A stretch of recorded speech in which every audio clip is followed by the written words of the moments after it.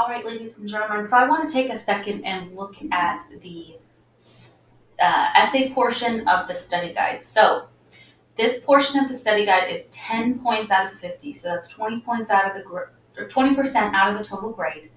And so it's really important that you take the time to really focus on this because this same set of essay questions reflects 20% of your test grade as well. So you have a total of 30 points between this study guide and the test surrounding you answering this question well. Okay, so it's really important that you answer it to the best of your ability. So this is not a full essay question. You're not having to write paragraphs. I want one solid academic paragraph. So it's a minimum of 5 sentences. I tell you what I need out of every sentence. History writing is not creative writing. It's very formulaic. It's very to the point. It's not very exciting. So make sure you follow the exact prompt that you need to follow, and you hopefully will get all the points that you need. So below, you'll see that there are 3 questions. There are 3 types of questions. You have an interconnectivity question, a central ideas question, and a key contributors question. Of those 3 options you see right here, 2 will appear on the test. You only need to answer 1. However, I highly recommend, so my recommendations, so you're not kind of aware, is to prepare 2 responses just in case. So this is your first test with me.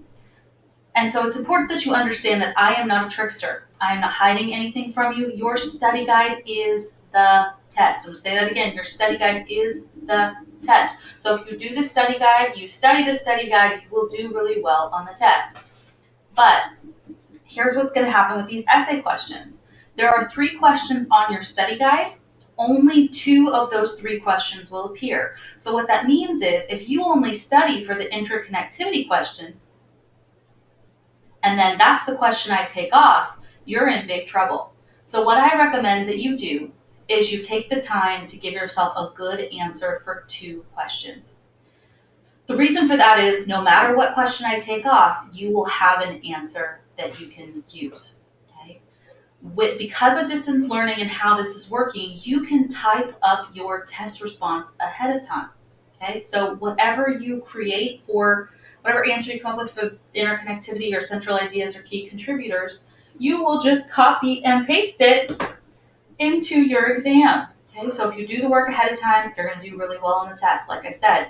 But I encourage you to do additional research, fill any gaps, but students who plagiarize will receive a 0 on the entire exam. Okay, plagiarism, copying someone else's work, is theft. You're not just going to get a 0 on the essay question, you're going to get a 0 on the whole test because you've shown that you cannot be trusted. Okay? So make sure that you are careful not to plagiarize. I even included here a link to a free plagiarism scanner. It can only scan 100 words at a time, but that should be fine for your 5 sentences. But this will give you an idea of whether or not plagiarism is going to come up in your essay. Okay, so if you're not sure and you just want to be safe because you don't really know how plagiarism works, I encourage you to use that because the very first thing I'm going to do is I'm going to run it through a plagiarism scanner. If it comes up as plagiarized, you get a 0 on the test. Do not take a chance. Okay. So let's take a second and let's look at those questions. So the first question is, the printing press, invented during the Renaissance, allowed ideas to spread faster than they ever had in human history. However, information spreading quickly can have both positive and negative consequences. What role did the printing press, or like newspapers, for example, play in causing and continuing the French Revolution? Okay, so you're going to take that question and you're going to make a claim. You're going to use evidence, and you're going to tell me why that evidence supports your claim. Boom, that question's answered. Okay, these are big kid questions. These are college level questions showing me that you really understand. Okay, so it should take you a minute or longer to sit there and really think, okay, like you're going to need to plan this one out because you really have to think about it. Okay, so interconnectivity question, next question. Define social contract. How did the leadership before the king, before the revolution, during the revolution, after the revolution, honor or disrespect social contracts? You're going to need to have a really strong grasp on what social contract is. and which phase of government best honored the social contract. So if you feel really comfortable with the concept, like you get social contract, that might be a good question for you. But if you're better with the big ideas, then then just know that the interconnectivity question might be better. And then the last question is about a specific person. So Napoleon was a complicated individual representing both the ideals of the Enlightenment and an absolute monarch or dictator. Using evidence to support your claim, was Napoleon more beneficial or more detrimental to France long term? Okay. So you're actually going to have a chance to kind of look at this question in our class tomorrow. So kind of keep that in mind. You may want to be looking at that. This is the rubric that I'm going to grade from. Okay, so again, it's going to be a 20-point situation on the test. So that's what this is broken down as. So you're going to give me the main idea, the topic. So this is your claim. Okay, you're going to, in response to the question, so which phase of government best honored the social contract? You say the phase of government that honored the social contract best was blah, blah, blah. You need to restate the question and make a claim.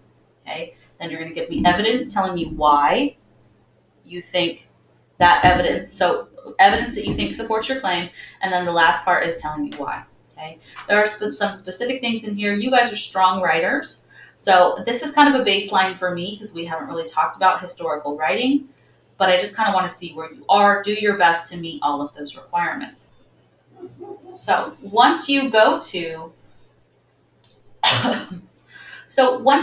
your assignment, you'll see that there's a document already made for you. That's your essay question document. So when you open that, this is what you should be typing into. I've made you a copy. What I want you to do is I want you to highlight the question that you're going to be answering. Okay, so highlight it in whatever color you want. Okay, so I'm going to make it green. Okay, and this is where you're going to answer that question. Okay, again, I encourage you to respond to 2 questions, but you're only going to be graded on 1. So if you just want to have bullets for the other one, that's fine. Okay. So you're going to come in, you're going to type your response. Remember, it's a minimum of 5 sentences. Once you're done and you've got your link put in, okay, so we're going to pretend that was a link. You go ahead and you turn it in. This assignment is 50 points. Okay, this is the biggest assignment you've had so far since History of Me. Okay, make sure you submit it. It's really, really important that you do. And again, if you have done the study guide, you will be successful on the test. Once everything is here, you can go ahead and click Turn In, and you are good to go. Make sure you click Turn In, otherwise it doesn't come to me. So this assignment is going to be due on Monday the 5th by midnight.